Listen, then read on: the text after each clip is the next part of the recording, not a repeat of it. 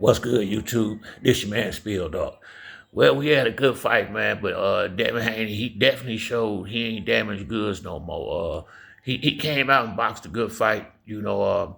I think I think Brian Norman Jr. did some of what I said he better not do in the fight, and you can't get caught up trying to box with a boxer. And I don't know if he wanted to prove that he could box with Devin in the first couple of rounds or whatever the case may have been, but Devin did a good job. He did a good job boxing. He didn't run. I honestly expected him to run. He didn't run. He boxed and fought like a champion. You got to give credit where credit is due. Whatever happened with him and Ryan Garcia, you can see he completely cleared his head up from there. I think the knockdown that Brian Norman got in the second round, I think it made him respect Devin Power a little bit more. I don't think he was worried about getting hurt, but he knew he couldn't just run in there on Devin and recklessly, with just reckless abandon. And a lot of people had, most people expected Devin to get a knockdown early, and he got it, but he didn't finish him off at that time. But that's not his game anyway.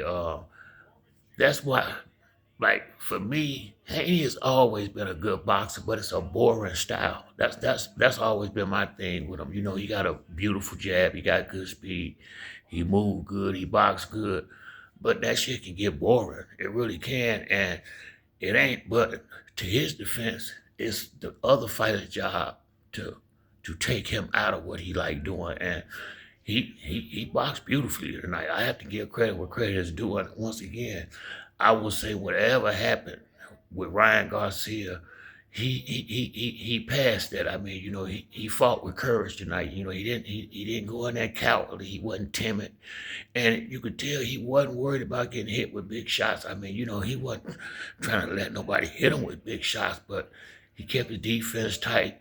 And on the second half of the fight, I felt like maybe he ran out of gas a little bit because I mean he started getting, he gave up quite a few rounds on the back end. I'd say 8, 9, and 10, 8, 9, 10, maybe even 11. Brian Norman Jr.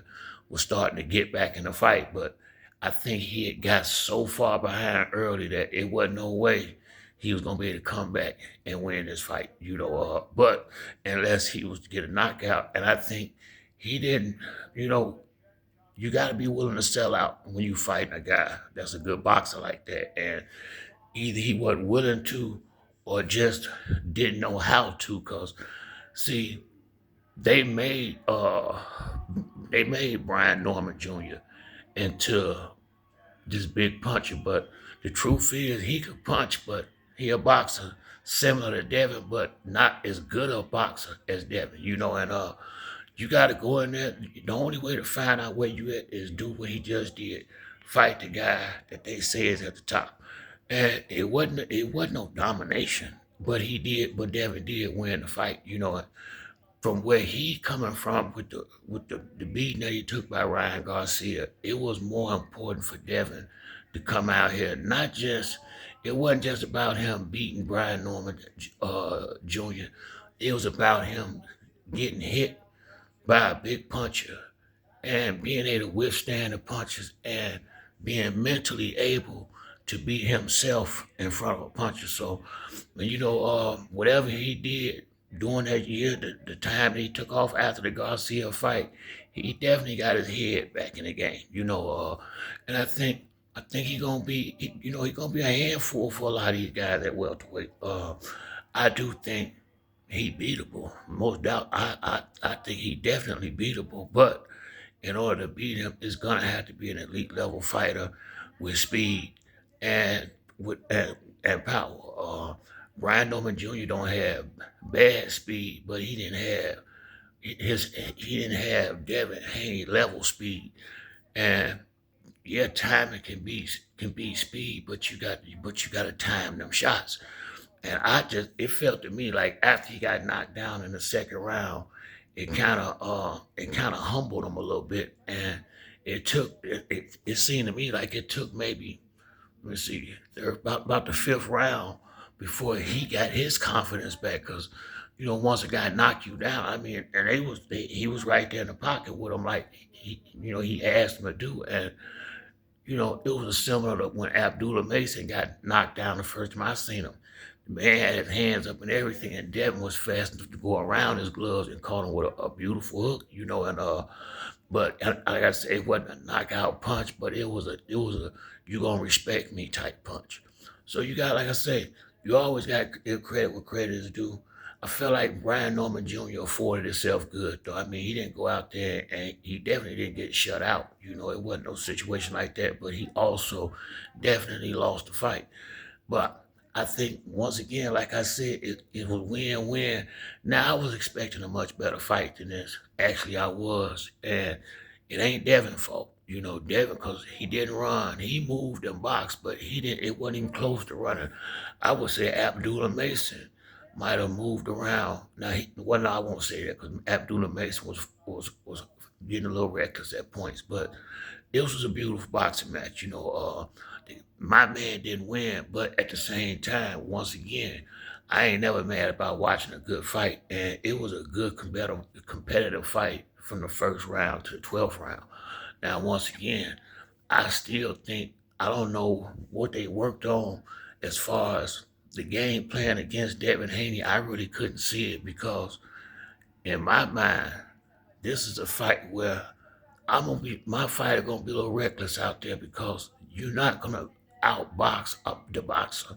Everybody knew in this fight, Brian Norman Jr. is not the puncher that they made him out to be, but in this fight, that was his position, the puncher's position, and Devin is the superior boxer. So you just can't get caught up trying to box with a boxer. You have to punch the box. You have to try to make the boxer fight. And instead of him making the boxer fight, the boxer made him box. And if it's gonna be a boxing match, you know who was gonna win that.